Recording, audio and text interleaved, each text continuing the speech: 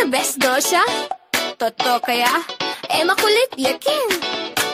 Pero lovable. Let's go! Mama Joy! Pag pinanood mo si Mama Joy, laging may kwento, laging may joy. Sa music live stream, sumasayaw pa, may pakanta, may pahugot pa, yeah. Hindi ka mabibitin sa saya, family vibes kasama ka na.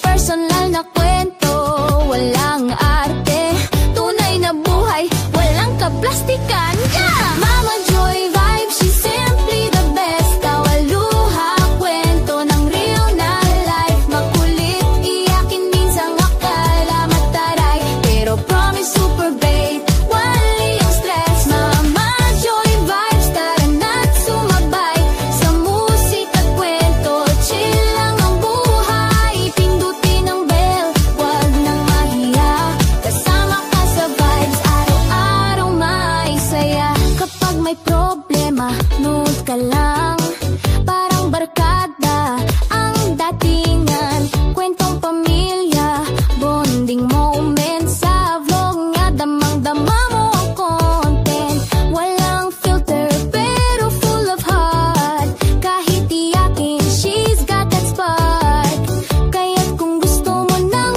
tunay, dito ka na, wag nang maghanap pa ng iba. Mama Joy vibes, she's simply the best. Tawaluha, kwento ng real na life, makulit, iyakin minsan akala mataray, pero promise super bait, wali yung stress na.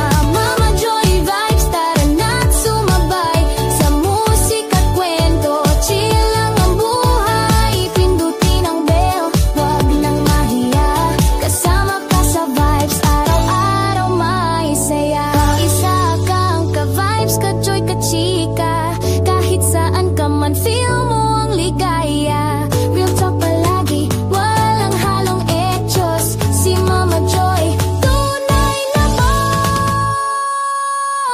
Mama Joy vibes, she's simply the best. Tawaluha, kwento ng real na life, makulit, iyakin minsan akala mataray, pero promise super bait,